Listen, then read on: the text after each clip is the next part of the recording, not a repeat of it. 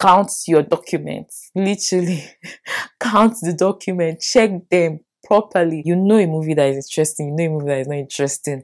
So you yourself, when you read that statement of purpose, is it bomb to you? Is it amazing to you? Like, if it's not that good to you, why do you not think it's going to be perfect to someone else? So you want to kill it, because sometimes it's 60% of why they'll give you a scholarship or even why they'll give you admission. Your story is different from someone else's story. You want to sell yourself and say why you chose this course. I'm sick of all these thoughts that are stuck in my head. I'm sick of wishing I could just forgive and forget. I'm sick of all these thoughts that are stuck in my mind, my mind, my mind.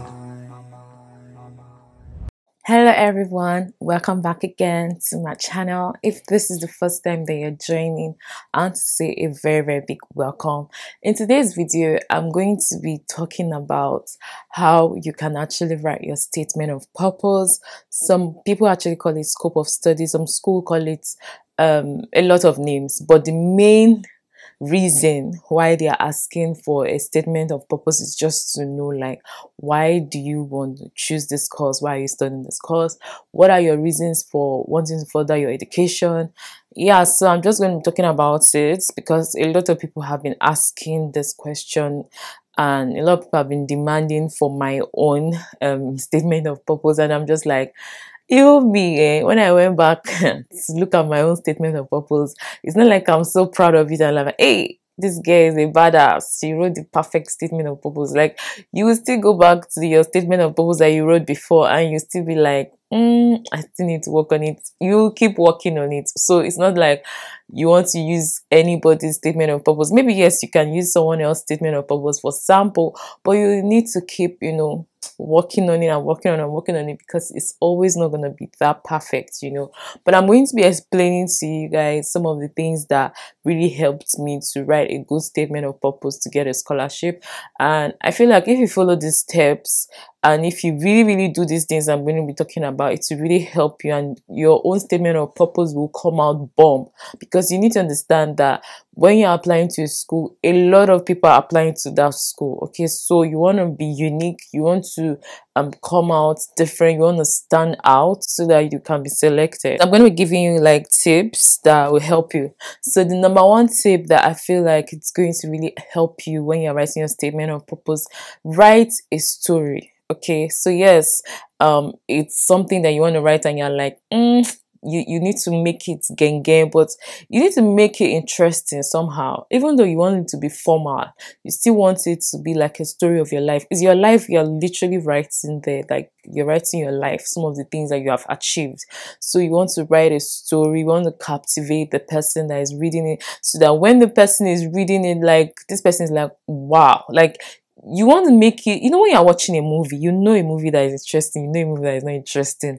So you yourself, when you read that statement of purpose, is it bomb to you? Is it amazing to you? Like, if it's not that good to you, why do you not think it's going to be perfect to someone else? So that's the first thing you need to know. Write a story. The next thing that I really would talk about, yes, you're writing a story, but you want to quantify your story. Like, you don't want it to be all like, okay, let me give an example now. Let's say now you worked in an NGO, right? And you are teaching mathematics for some primary students. You want to write, during my engineering days, I helped a local NGO by joining as a math tutor, where I taught basic maths concepts to school children. Do you see how that sound? Like, you were just a mathematics teacher. Literally, that's what you did. But you see the way you put it, right? You say, during my engineering days. Your engineering days, like your course is engineering, but you taught maths. But you can say, during my engineering days, I helped a local NGO as a math tutor. You not say math teacher, like, you need to math tutor, where I taught basic math concepts to school children. You can also say, during my second year of engineering, I joined to teach maths for a local NGO, where I was part of the math tutoring team for a period of 10 months. I taught basic maths like algebra, geometric, you want to like be more specific, and then you want to tell them, like, give them like numbers. You see, you're saying a period of 10 months, you're telling them how long you actually taught.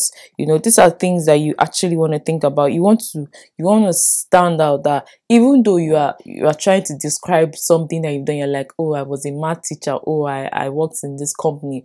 You want to make it very, very catchy. You want to make it catchy. There are a lot of samples on Google. You can actually check on Google, and you can actually use it, to make your own this thing to stand out. Because see, let me just tell you, this thing that you're writing, 60% is what some school will use to even give you scholarship. Some schools, that's all they even read. Like, they want to just read your statement of purpose, because to them it's like your essay. So you want to kill it, because sometimes it's 60% of why they'll give you a scholarship, or even why they'll give you admission in a university abroad. So another thing that you want to do, you also want to be very specific, right? Like, I already talked about how you need to be specific. Give the details, the number.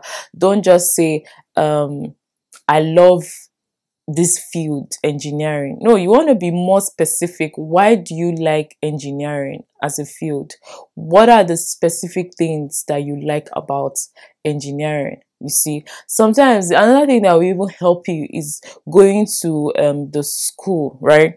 Like, going to the university, like, and like literally customize your essay, customize your work. So you want to go to the university, check that your field, whatever field that you're doing, every university like have like the description or what they want on their website about that field. So now you want to customize your statement of purpose. So you want to go to the university, check the field that you're studying. What does that school wants? Like, what are the requirements that is that school looking for your own field? So you want to put it in your statement of purpose. You want to put it there and sell yourself. Remember that you're trying to sell yourself. And maybe now you're applying to so many schools. You're applying to like maybe like 20 schools or more than 20 schools.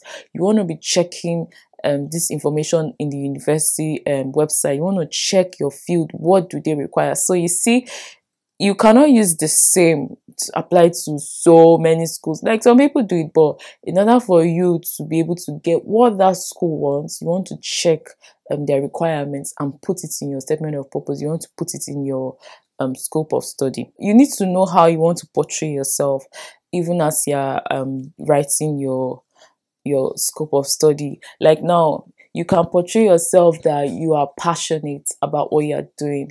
Let's say you love um some specific things in your field. You want to explain to them like why you love that thing, some of the things that you have done, that make you feel like, oh yes, this is what make me passionate. Why did you choose that course? You want to talk about, even some people even go back to when they were primary school, secondary school, just to sell themselves of why they chose that course or why they are unique, because your story is different from someone else's story, right? So now you want to tell your story, you want to sell yourself and say why you chose this course, why you are doing this field. You can use your gender, you can like literally just sell yourself. So you want to know, how do you want to say it? Do you want the person that is reading to think, this person is very intelligent, this person is smart, this person knows book, that kind of thing? Because how you say yourself is very important. When you're writing anything to your lecturer or your supervisor, like, as much as you want to be yourself, talk to your supervisor, you want to be very formal, but at the same time you want to be humorous. Like, you want to make jokes, small jokes that you feel like when the person is reading, the person will laugh. You want to also be able to sell yourself so well. And then you want to also sell your academics, like your experience. Because one thing that you need to understand when it comes to writing the statement of purpose, you need to understand that what you are showing them is your past, your present, and your future. Okay. So if they're going to give you this scholarship, right, you want to tell them like, okay, what you're going to even do with that scholarship, or not even the scholarship, the admission. What do you want to do with the admission? So if I give you this admission, are you going to start up a company or are you going to become a teacher? Like literally sell your future to them, make them know why they should give it to you. Then your past, you want to talk about those things that you were able to achieve from your other field that you've done, and what you're able to achieve, and your present, what you are doing currently.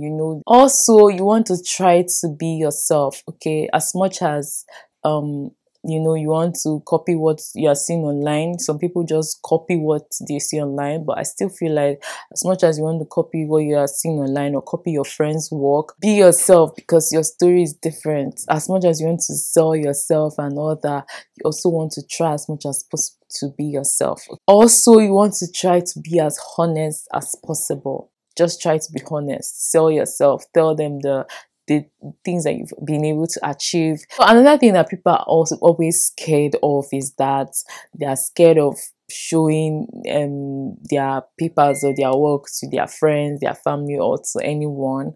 I don't want you to be scared. See, you want the very, very best, right? You want your this thing to stand out. So now you need to think about the people that you know that can help you to edit your work, people that you know that can even help you to write your work. You can tell them what you want to tell them, why they help you to write. If you feel like you cannot write it yourself, you can actually get someone to help you to write it. And if you've written yours, you can actually send to someone to help you to, proofread it, to edit it for you.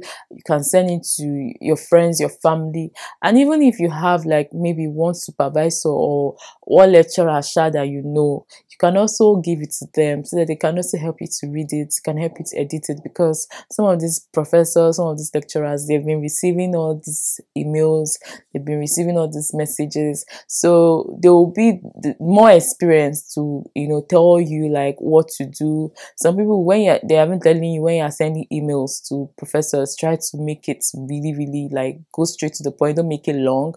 There are some people that will say, oh, make it long. So you need to ask questions, ask teachers, ask your professors, ask them, like, even when you've written, send to them, tell them that please, that you want them to help you to check it, they should help you to grade it, because this is very important. You want to stand out. You want your statement of purpose to stand out. You want them to pick you. So if now you want them to pick you, you have to put in the very best in that statement of purpose.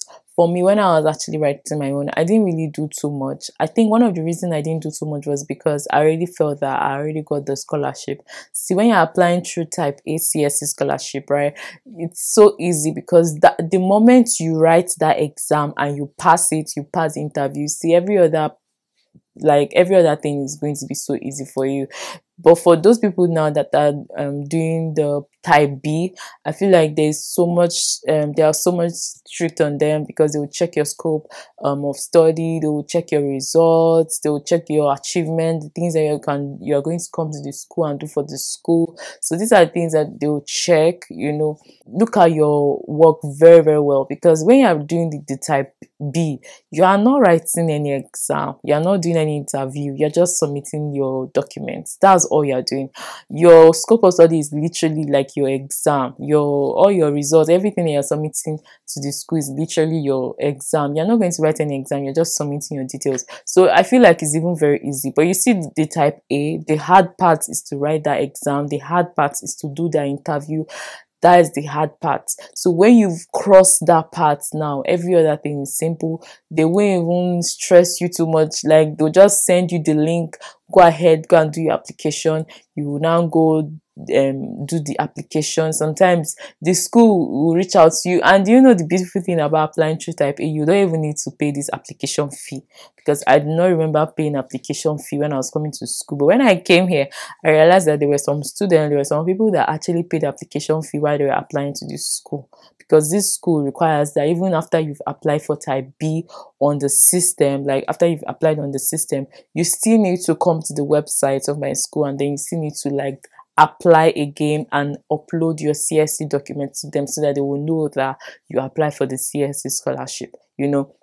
But for those of us that did like type A, you don't need to do all that. All you need to do is pass the exam, pass the interview, they send all your names to the embassy. The embassy will now send it to CSC scholarship, and then also send you the link to upload your information and fill the school that you want, and then the CSC will just take it from there. Like, to them, they feel like, okay, you have gotten it, so they will just take it from there. So all they will do is to collect your names, then they will just pick a university for you. Like, sometimes even the university that you even apply to, maybe that university might not take you. CSC will even go ahead to look for other universities that, you know, suit your field or will suit your course. That's why I really like type A. It's just really cool because you've already got, the moment the embassy already pick you and they're like, okay, yeah, you've gotten it already, so you don't even need to do too much. You don't need to think so much about the scope of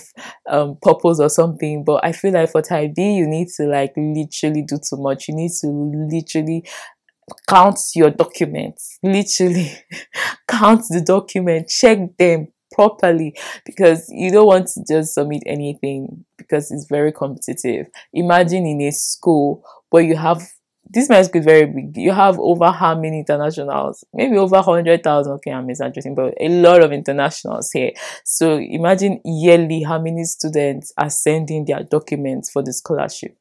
Like, the only floor that are not on scholarship, right, is the 16th floor on this building. It's just the 16th floor. So imagine that. That means every other person from 15, 14, 13, 12, 11, 10, 9, 8, 7, 6, 5, 4, 3, 2, 1.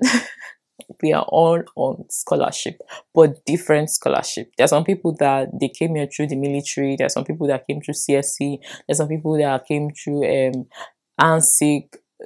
Is it ANSO? Sorry, ANSO. There's some people that came with MOFCOM. So many types of scholarships, but CS is just the most popular one. So even as you're applying for CSC, try to apply for other scholarships. Don't just apply for CSC, because there are other scholarships that people are not applying to, that people don't know about.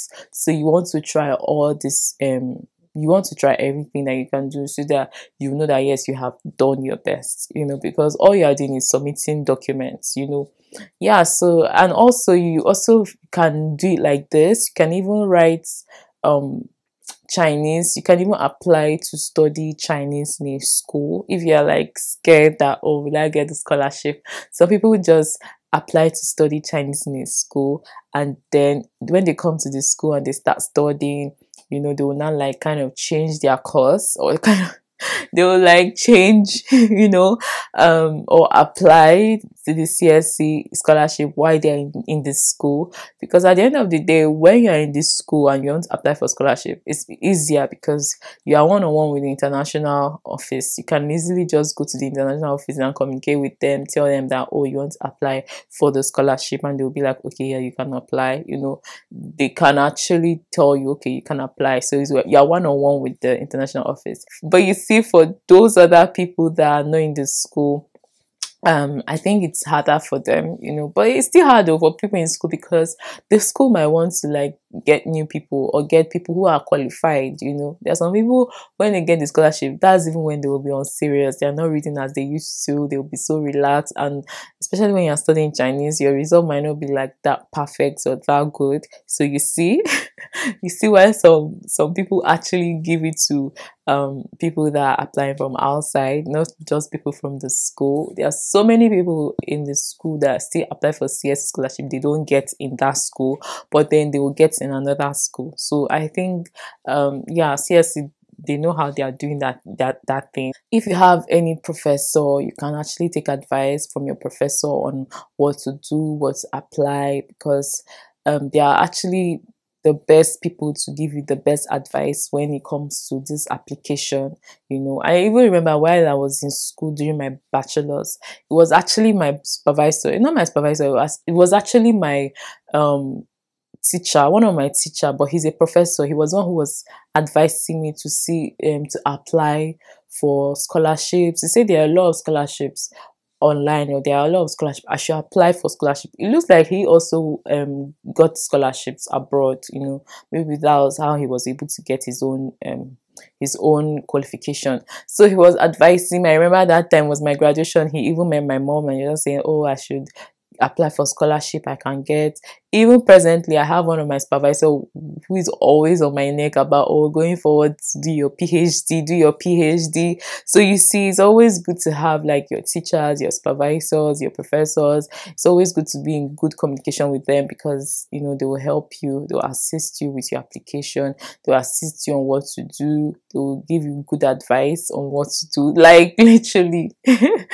Literally, even though yes, some of them you still need to like be send them small something like appreciation, you know, just to say, oh, thank you so much. Because some of them they'll be asking you for money or asking for something. So you have to be very careful, even though you need their help. But really, like having like someone who have gone ahead of you in the field that you are in, it's so beautiful because they will guide you. They'll guide you on what to do. Presently, there's one of my friend.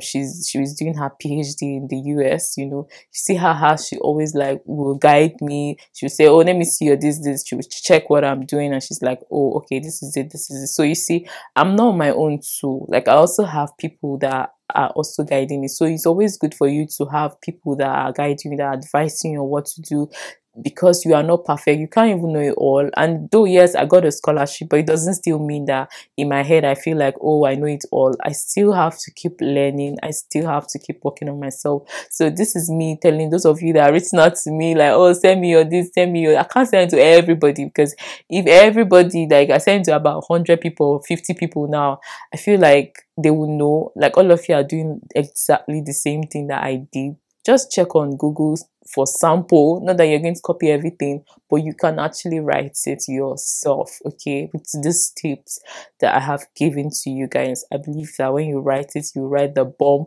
But what I can do for you is that after you have actually like written your scope of purpose or something, you can actually send it to me. I'll put my email down in the description below. You can send to me on my email address and then I can actually just proofread it, edit it, or send it to someone or people that I know that I respect, or lecturers or something, so that they can check it and, you know, maybe edit it for me and then I can send it back to you. Okay, so that's what I can do for you guys. If you enjoyed this video, please don't forget to like this video, subscribe to my channel. I'll see you guys in my next video. Bye for now.